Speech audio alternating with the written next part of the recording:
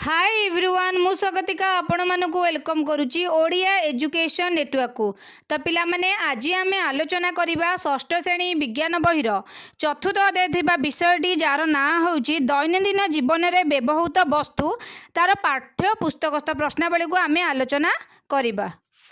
तो ये जा प्रश्नावली को। प्रश्नावली एक नंबर प्रश्नटी रही क्यों शब्दटी से ही श्रेणी उपयुक्त नुहे चिन्ह अलगाटी को आमको बाछिकी लिखा पड़ो। कौन नाम रही झोट तुला पॉलिस्टर पशम आ भर अलग किए पॉलिस्टर हम कारण झोट तुला पशम आमर सब कौन जीव प्राकृतिक तंतुरे जीव पॉलिस्टरटा आम कृत्रिम तंतु से सी अलग हम।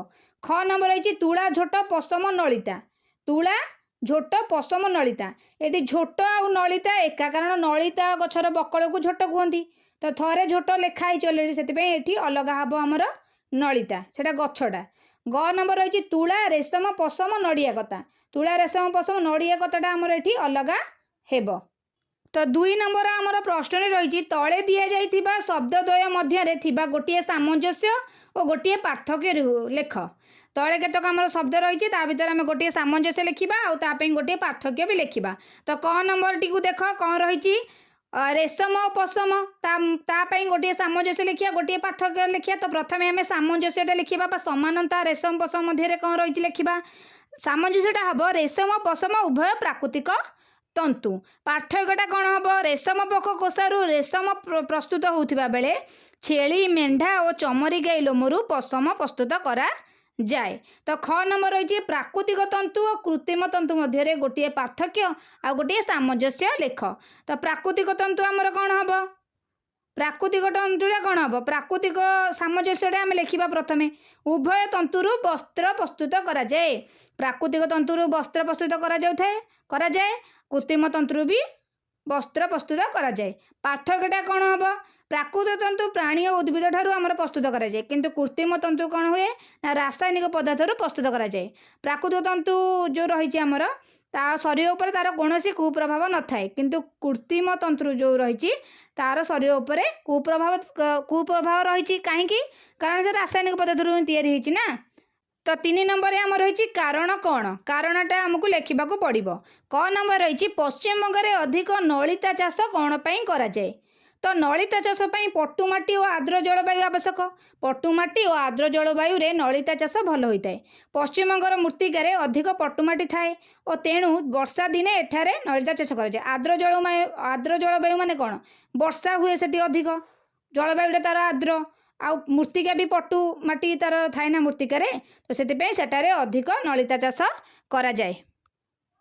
ख नंबर आम रही सुरटारे बहुत लुगाकल अच्छी कारण कौन कपा चाष कृष्णकापास मृत्तिका उष्म जलवायु आवश्यक महाराष्ट्र और गुजरात रे एभली सुविधा थिबारु एठारे अधिक कपा चाष करा जाए तेणु सुरटारे अधिक लुगा कल अच्छी से कही कि कपा चाष मृत्तिका जो कृष्णकापास मृत्तिका दरकार उष्ण जलवायु दरकार महाराष्ट्र गुजरात रे कृष्णकापास मृत्तिका रही तार मृत्तिकाटा आ उष्ण भी जलवायु आमर थाए तो से सुरटारे अधिक आमर लुगाकल रही। 4 नंबर आमर प्रश्न रही प्रत्येकर 2टी व्यवहार लेख प्रत्येक आम 2टी व्यवहार लिखा।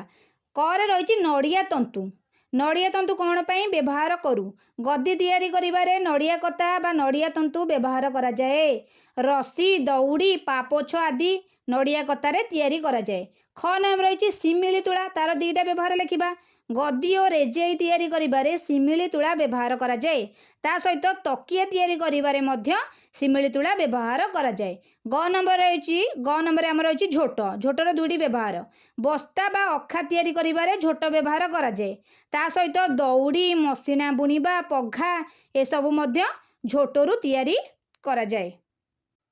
तो 5 नंबर प्रश्न रही शून्य स्थान पूरण कर। क नंबर रही झोट डैश गछर बकल झोट केउ गछर बकल झोट होची नलिता गछर बकल। ख नंबर रही सिमिली गछर तुला डैश रे उड़ी जाए सिमिली गछ तुला गुड़ा कौन उड़ब पवन रे उड़ी जाए। ग नंबर रही लाइलन गोटे डैश तंतु लाइलन आमर गोटे कृत्रिम तंतु। घ नंबर रही रेशम पोकर डैश रु रेशम मिले रेशम पोकर कोषा गोटे थाए से आमको रेशम मिली थाए। 6 नंबर आमर प्रश्न रही शीत दिने व्यवहार होउतिबा स्वेटर और खरा दिने साधारणतः व्यवहृत होइतिबा सार्ट ଯେଉଁ ତନ୍ତୁରେ ତିଆରି ସେମାନଙ୍କ ମଧ୍ୟରେ ଦୁଇଟି ପାର୍ଥକ୍ୟ ଲେଖ। ଶୀତ ଦିନେ ବ୍ୟବହାର ହେଉଥିବା ସ୍ୱେଟର ପଶମ ତନ୍ତୁରେ ତିଆରି ହୁଏ, ଆଉ ଖରା ଦିନେ ଯେଉଁ ସାର୍ଟ ଆମେ ପିନ୍ଧୁ ସେଟା ତୁଳା ତନ୍ତୁ ବା ସୂତାରୁ ଆମର ତିଆରି ହୁଏ। ତା ମଧ୍ୟରେ ଆମେ ପାର୍ଥକ୍ୟ ଲେଖିବା। ତାହେଲେ ପଶମ ତନ୍ତୁ ଓ କପା ତନ୍ତୁ ଯେଉଁ ତୁଳା ତନ୍ତୁ ରହିଛି ତା ମଧ୍ୟରେ ଆମେ ପାର୍ଥକ୍ୟ ଲେଖିବା। ପଶମ ତନ୍ତୁ କ'ଣ ହେବ? ମେଣ୍ଢା ଲୋମରୁ ବା ଚମରି ଗାଈ ଲୋମରୁ ଏହା ପ୍ରସ୍ତୁତ ହୋଇଥାଏ ପଶମ ତନ୍ତୁଟା। ସେପଟେ କପା ତନ୍ତୁ କଥା ଲେଖିବା, ତୁଳା କଥା ଲେଖିବା। କପା ଗଛର ପାକଳ ଫଳରୁ ଏହା ପ୍ରସ୍ତୁତ ହୋଇଥାଏ। କପା ଗଛର ଯେଉଁ ପାକଳ ଫଳ ଥାଏ ତା ଦେହରୁ ତୁଳା ବାହାରେ ବା କପା ତନ୍ତୁଟା ବାହାରେ। ତାପରେ ପଶମରେ ଲେଖିବା ଏହା ଏକ ପ୍ରାଣୀଜ ତନ୍ତୁ, ପ୍ରାଣୀଠାରୁ ମିଳୁଥିବାରୁ ଆକୁ ପ୍ରାଣୀଜ ତନ୍ତୁ କୁହନ୍ତି। କପା ତନ୍ତୁ କ'ଣ? ଏହା ଏକ ଉଦ୍ଭିଦଜାତ ତନ୍ତୁ, କାରଣ ଏହା ଉଦ୍ଭିଦ ଠାରୁ ହିଁ ମିଳିଥାଏ। ଯଦି ଆପଣଙ୍କୁ ଭିଡ଼ିଓଟି ଭଲ ଲାଗିଛି ତାହେଲେ ଲାଇକ୍, ସେୟାର ଆଣ୍ଡ ସବସ୍କ୍ରାଇବ୍ କରିଦିଅନ୍ତୁ। ଓଡ଼ିଆ ଏଜୁକେସନ୍ ନେଟୱାର୍କକୁ ଏମିତି ଷ୍ଟଡି ରିଲେଟେଡ୍ ଭିଡ଼ିଓ ପାଇବା ପାଇଁ ପାଖରେ ଥିବା ଘଣ୍ଟିଟିକୁ ପ୍ରେସ୍ କରିଦିଅନ୍ତୁ। ଆପଣମାନଙ୍କୁ ନୋଟିଫିକେସନ୍ ମିଳିଯିବ।